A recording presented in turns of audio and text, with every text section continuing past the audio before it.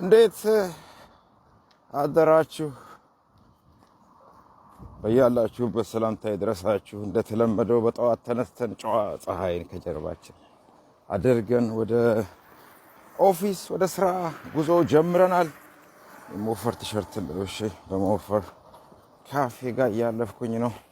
እስቲ ገባ ብዬ እንደተለመደው ቡናችንን ላንሳ። ከዛ በተረፈ የብርሃኑ ጁላን ዶክተር ብርሃኑ ጁላ ልበላቸው ንግግር እየተመለከትኩኝ ነው። በሳቸው ንግግር ላይ አጭር አስተያየት እሰጣለሁ። አብራችሁን ቆዩ። የሞፈር ኮርነር ይሄ ነው፣ ኮክስዌል እና ዳንፎርዝ ላይ። እስቲ ገባ እንበል ወደ ሞፈራችን። ኦፕን ይላል። እንዴት ናችሁ? ሰላም ናችሁ? አንድ ለመንገድ ስጡን እስቲ። ቡናችንን ይዘናል። አሁን እስቲ እነዚህ ቆለጥራጭ ቪዲዮዎችን እያየው መንገድ ይላቅና ኦብቪየስሊ የብርሃኑ ጁላ ቪዲዮ ወይ ንግግሮች ስለ ይሄ ተቆራርጠው ሰርኩሌት የሚያደርጉትን ነው ሶሻል ሚዲያ ላይ እንጂ በእውነት የነሱን የአብይን በአጠቃላይ መንግስት ባለስልጣናትን ሙሉ ንግግር ለመስማት ስቶማክ ያለው ሰው አደንቀዋለሁ፣ በጣም አደንቀዋለሁ፣ አከብረዋለሁኝ። እና እስቲ ላሳያችሁ ይሄኛውን በተለይ ሰርኩሌት የሚያደርገውን ቪዲዮ እና በአስተያየት መለስበታለሁ። የኛ ሰው ኢሞሽናል ነው። የኛ ሰው ለመቀጠር በጣም ዝግጁ ነው።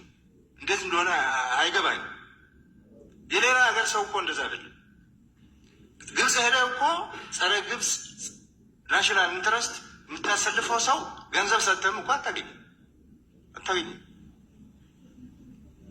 ሳዑዲ ሄደህ አታገኝም። አውሮፓ ሄደህ አታገኝም። ቻይና፣ ራሽያ፣ ጃፓን ሄደህ አታገኝም። የእኛ ግን በጣም ተቀጣሪ ነው። ተመልከቱ። ሰው በራሱ ህዝብ ላይ ወገን ላይ እስቲ ይቀጥል እንስማው። ተቀጥሮ እዛ ለአንዱ ወገን ወግኖ ይወጋል፣ ይሞታል እዛ። አሁን ደግሞ ለሻዕቢያ ለመቀጠር ያለው ሽሩጉድ ሊነግራችሁ አልችልም። አሁን ይሄን ምን ይሉታል? እኔ እኮ የኢትዮጵያ መሪዎች ድግ እያሉ በራሳቸው ህዝብ ላይ በተወሰኑ 1% 2% በማይሞሉ ልሂቃን ወይም ፖለቲከኞች ወይም ቮካሊውን ተቃዋሚዎች ምክንያት ኢንታየር ህዝብ መፈረጅ እንደዚህ አድርገው ምን ማለት ነው? የኛ ሰው ቅጥረኛ ነው፣ ለቅጥር ማን ብሎት?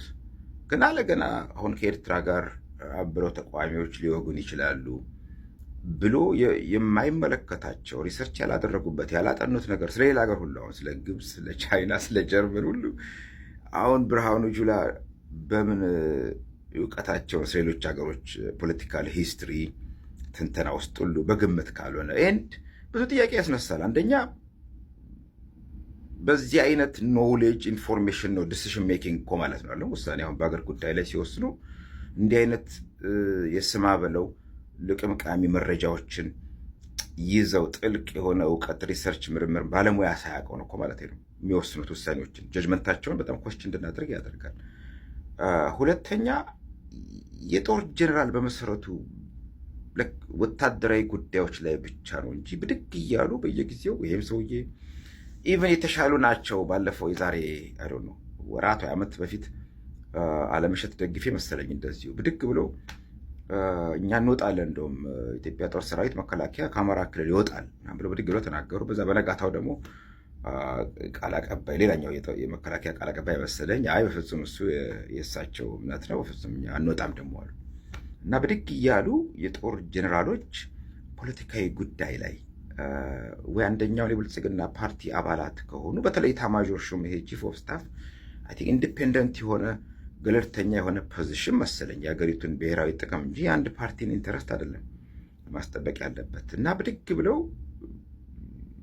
አስተያየት የሚሰጡት ነገር በፍጹም እምነት እንድናጣ የሚያደርግ እኮ ነው። እንዲህ አይነቱ ነገሮች ናቸው በመከላከያው ላይ የኢትዮጵያ ጦር ሰራዊት ነው ወይስ የአንድ ፓርቲ ጦር ሰራዊት ነው የሚል ጥያቄ በወያኔዎቹም ሰዓት አሁን በዚህም ሰዓት የደርግ ሰራዊት ሲባል የከረመው አባቶቻችን ስንት ለፍተው ደክመው ለኢትዮጵያ ሁሉ የደርግ ሰራዊት ተብለው የቀሩት በዚሁ አይነት ምክንያት ነው መንግስታቱ መከላከያ ሰራዊትን ለራሳቸው ዓላማና ጥቅም ብቻ ለማሰለፍ በሚያደርጉት ትንቅንቅ። በደርግ ሰዓት እንደው የጦር ጀነራሎች እንደዚህ ብድግ ያሉ ትዝ አይለኝም፣ ልጅነትም ስላለን መገናኛ ብዙሃንም እንዳሁኑ ስላልተስፋፋ እንደዚህ ያደርጉ ነበር። የተወሰኑ መፈንቅለ መንግስት ሲደረጉ ምናምን የተላለፉ አሉ፣ ወይም ከወጡ በኋላ ከተሰደዱ በኋላ የሚናገሯቸው ነገሮች አይመንበር በቪኦኤ በምናምን ቁምላቸው ጀነራል ቁምላቸው ደጀኔ መሰሉኝ ያኔ መፈንቅለ መንግስቱ በኋላ ሲጠፉ ምናምን አልፎ አልፎ እንሰማ ነበር። ከዛ ውጭ ግን እዛው በስልጣን ላይ ባሉበት ሰዓት ላይ ትዝ አይለኝም። ኢኔኒ ኬዝ ይሄ በጣም ተገቢ ኢንአፕሮፕሪየት አንፕሮፌሽናል የሆነ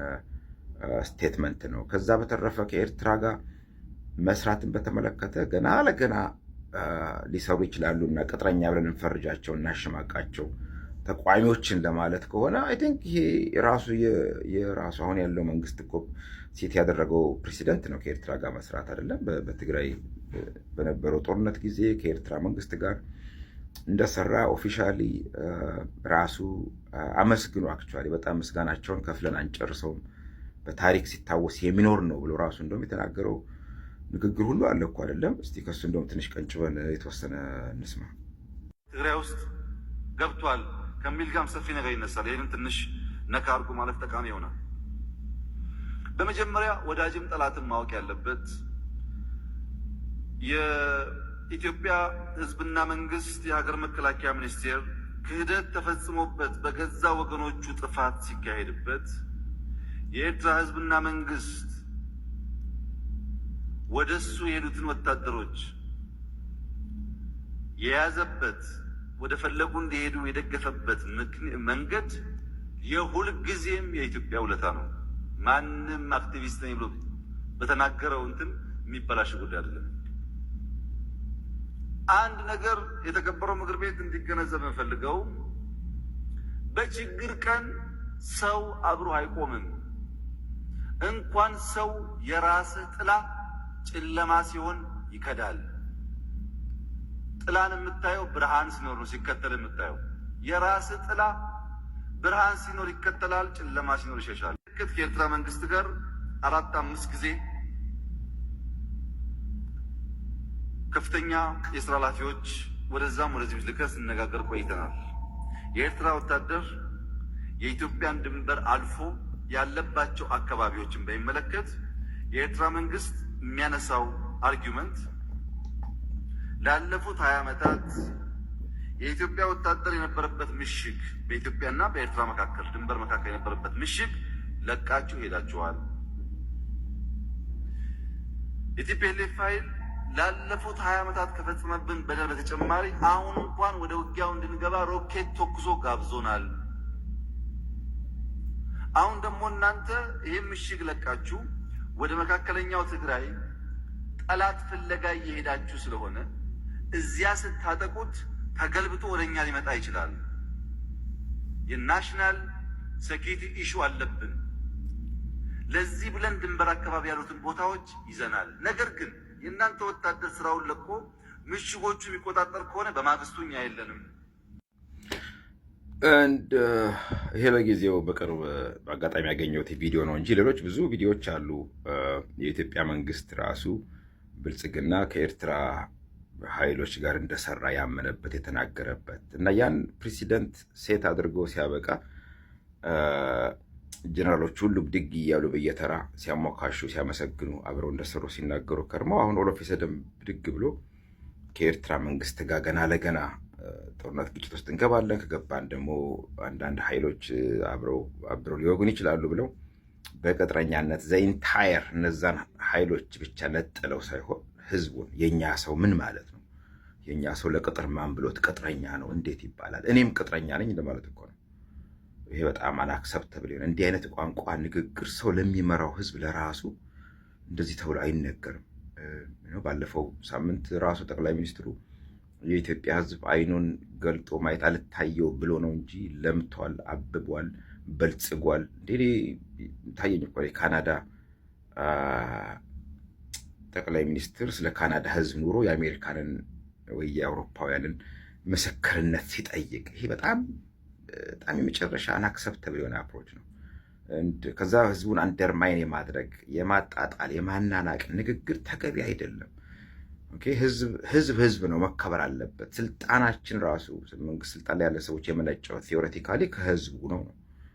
እንዴት አድርጎ እኔ ክላያንቶችን አንደርማይን እንደማድረግ እኮ ማለት ነው። ክላያንቶቼ ገንዘብ ይከፍሉኛል፣ ስራ ያመጡልኛል። ኤንድ አይ ካን ኖት እነሱን ዳውን አድርጌ መናገር፣ ዝቅ ማድረግ፣ ማንቋሸሽ፣ በፍጹም ማመስገን ማድነቅ ነው ያለብኝ ሁል ጊዜ።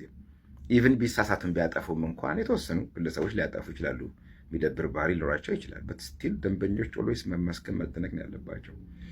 ከቢዝነስም አንጻር ማለት ነው፣ ከፖለቲካም አንጻር ያ ነው ትክክለኛው አካሄድ። በኢትዮጵያ ውስጥ ግን እብሪት አለ። ስልጣን የተገኘው ከህዝብ ሳይሆን ከራሳችን ከጡንቻችን ነው። ከእኛ ስማርት ስለሆነ ነው፣ ብልጥ ስለሆነ ነው ብሎ ስለሚታሰብ ነው።